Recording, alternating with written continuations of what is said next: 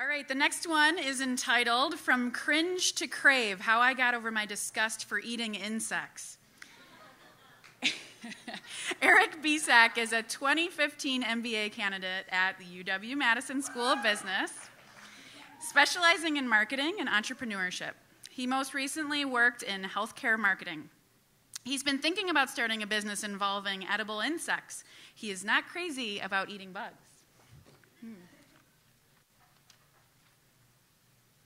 Well, wait a minute. We need to applaud Eric.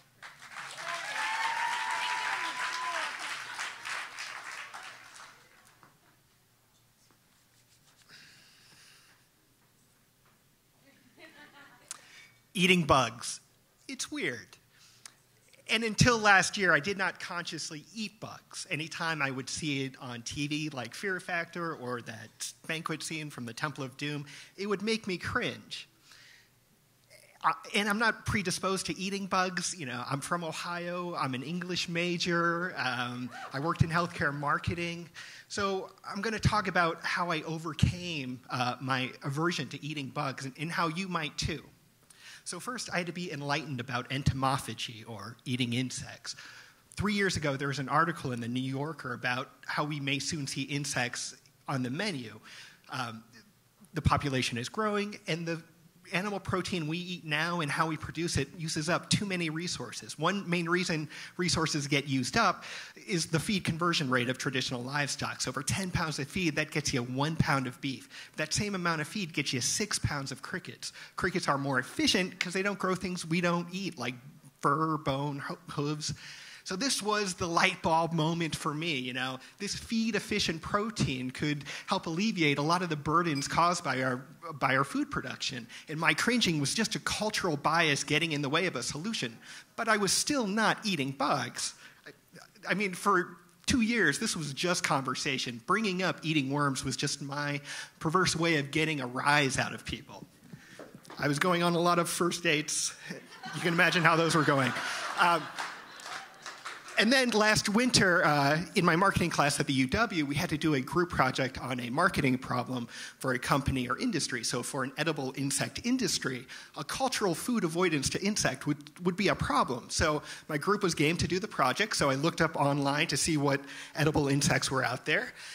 The scorpion was herbally and sweet, like a root beer candy. The worms were like a meaty sunflower seed. The presentation went great. I've since become known as the bug guy in class, which basically means I'm the butt of a lot of lame comments like, you know, don't bring crickets to the reception, Eric, and we're worried about you. But I'm still not comfortable with this. I mean, this creeps me out. But my marketing project made me realize that there was an entire industry of sustainable food if we could just get over the ick factor. So for me to get over the ick, I tried cooking with them. I found a recipe for waxworm tacos. I then had to figure out where to get waxworms. They're in the reptile feed aisle at PetSmart. So with my tubs of waxworms, I took them home. I put them in the freezer to humanely kill them. Along with any bacteria, I washed them off.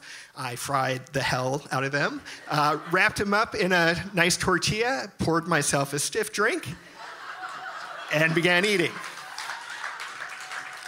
The first few bites I swallowed pretty quickly. I then slowed down to try to taste what I was actually doing. And they were nutty, a little fishy, not unlike shrimp. But it's one thing to get yourself to eat bugs. And if I were to start an edible insect business, I would need to figure out how to get other people over their own resistance. So I tried to do some market testing by hosting an edible insect party. I cooked the waxworm tacos again, but I expanded the menu with worm tempura, crickets on goat cheese and figs, a fruit roll-up thing made with ground-up crickets in there, and chocolate-covered crickets on a log. A few friends volunteered to come over, and a very supportive girlfriend. Thank you, honey. The night went great. The alcohol definitely helped. The Fruit roll-up was the biggest hit. You know, it's fruity, sweet, and no visual trace of cricket. The cricket on the fig was a little harder to take. The fried cricket garnish was difficult for some people. The worm tempura was a surprise hit, but warn guests that the more puffed up worms can explode a little in your mouth.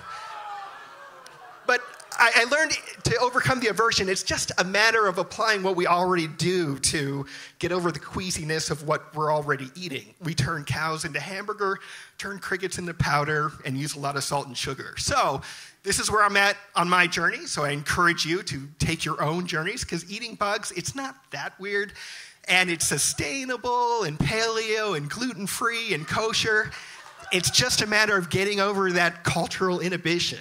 And like anything that you're not used to doing, a little alcohol helps.